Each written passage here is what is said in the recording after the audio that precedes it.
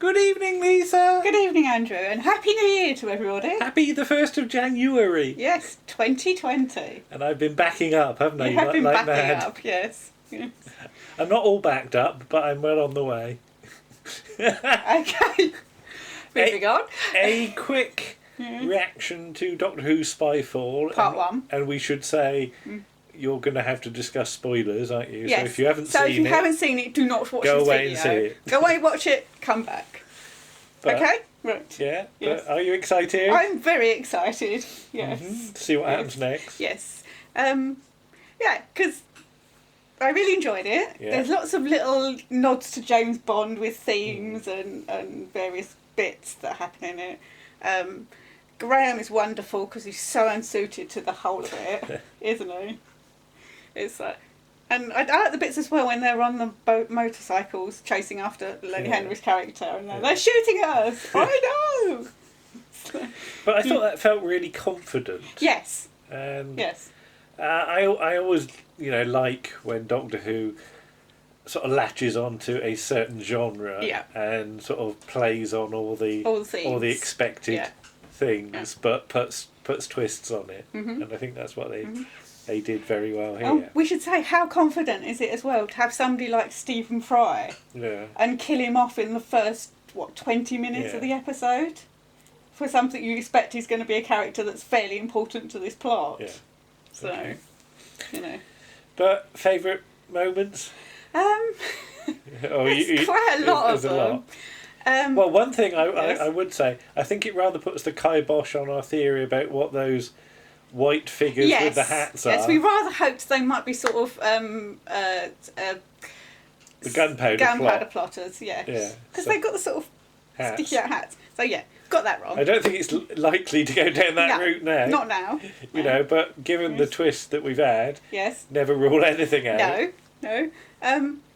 I can say, watching the scene on the plane where Sacha Dhawan, who I love as an actor, he's a great actor, and I was really pleased to see him. You tweeted a week or two ago. A couple of weeks ago, people were talking about doctors, because with the thing that Lenny Henry allegedly said, which he didn't say, which everybody got the wrong end of the stick on, about the lack of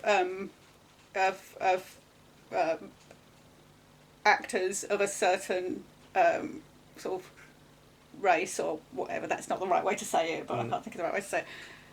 And I had said, because if I was casting the Doctor after Jodie decided to leave, my personal choice would be Cobner Holbrook Smith. Yeah, who is an actor. Explain who he is. He's in a lot of things. He's in the new Mary Poppins film, and he was in Class. He was one of the characters' dad, and I can't remember what the character was called. But how do you know him? He reads the audiobooks for the Rivers of London series, the Ben Aaronovitch stuff. And he's a really good actor because he can do lots of different accents. Yeah.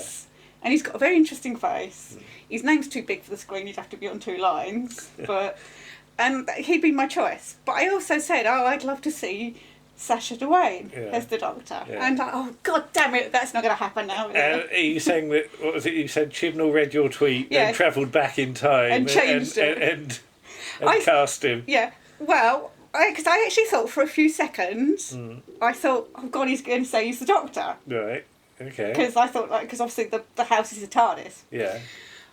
And then he said, which we're going to say what he is, that he's the Master. Yeah.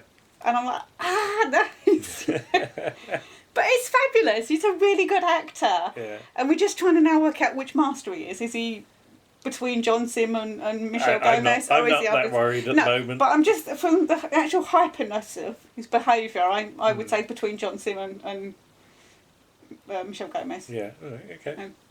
Missy and the Master. So. But yeah. So yeah, I was watching that thinking, people have moaned that there hasn't been Christmas specials. Yes. Right.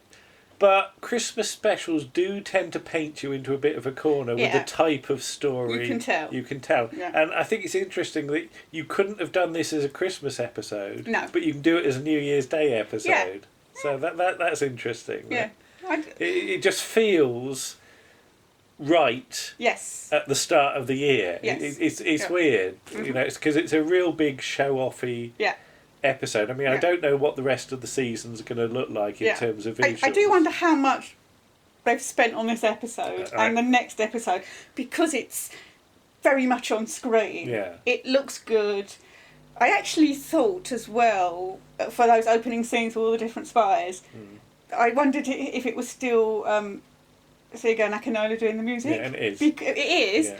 But it's very orchestral and it's very... But he's doing his music to suit the style of the episode, and that's what you do. And then later on you get these little bits that he uses where it's slightly more electronic. And the title is the title sequence different this year? It's so long since I've seen the title sequence for this that I can't actually remember. More distracted by the great big font used to... great big font? Used to say where they are. Yes. Because it did vaguely remind me of like sort of the Pertwee sort of titles. Oh, right, okay. Because you've got it on your Pigbin Josh T-shirt. I have. I don't think it's quite the same font, and there are people that know more about fonts than me.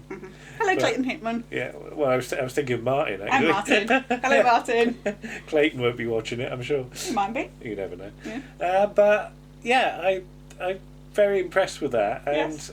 When's the next episode? Sunday. Not too long to wait. Not long to wait to find out how they get out of the cliffhanger. Not as quick as you know in Peter Davison's time when it was on the next day, which made stories very quick. Because it's an hour and 5, isn't it, in the schedule? In the schedule, but it's about an hour. Just what's the next episode? I think the next episode is an hour because they're hour episodes now, aren't they? Yeah. So. Yeah. But I felt that was very well paced as well. Yes. With the setup. Yeah. Because it's very much a sort of 3-act thing. Yes. You've got the setup, then you've got the investigation, and then you get the payoff. Then you've got the twist at the end. So I thought that was that made good use of the length. I did look at the time about when the scene where Yaz is in if it's an alien planet or whatever it is, because I'm thinking, God, is this the cliffhanger? Yeah. And I looked at my watch and went, oh God, no, there's like another 25 minutes to go. This is not the cliffhanger. Well, you were sort of right. Yeah. Because it is just a bit later. But yeah, it's with a different person. And also, we must say the lovely little tribute to Terrence Dicks at the end of the title sequence. I went, oh. Yeah, because, you know, obviously to Chris Chibnall, he would have grown up reading Terrence Dicks books, and it's really nice that they've just done a little bit to acknowledge that, you know, we lost. I wasn't expecting it to come up, but when it did, it was right. Nice. Yes, it was right. Yes, and it'll be interesting to see how they get out of the cliffhanger and where the rest of the story goes and how the rest of the season goes. Is the Master being in it going to affect the whole season? Yeah, we shall see. Is it going to be like season 8 where you've got the Master in almost every story? That's it. If you've got an actor of that sort of ability, you want to keep using him, don't you? So I have no idea. Or will he just pop up at the end of the series? We shall see. But but the plan is with these videos for this series that we'll do a reaction video straight after the episode, rather than watching it again the next day. And going through it nitpicking. Yes, so we may do that at a later stage. We may that leaves the door open to go into more detail. And we may do a season overview at the end of the season. But but so far, I think that's a 9 out of 10 for me. Okay, I won't give scores yet till I've seen them a second time, but I was very pleased with that. Yes, very good. So we shall see. So back again on Sunday. On Sunday. But I think the next time you watch it, knowing what you know, it's going to change how you watch it. Well, exactly, yes. So it's good to get that first view of it without having seen it again, knowing what's coming up at the end. Okay. So we'll see you again then. And everybody was good. Lenny Henry was very good. Yeah, okay. He's not a surf or any reason. Okay, we'll see you again then. Okay, see you Sunday. Bye-bye. Bye.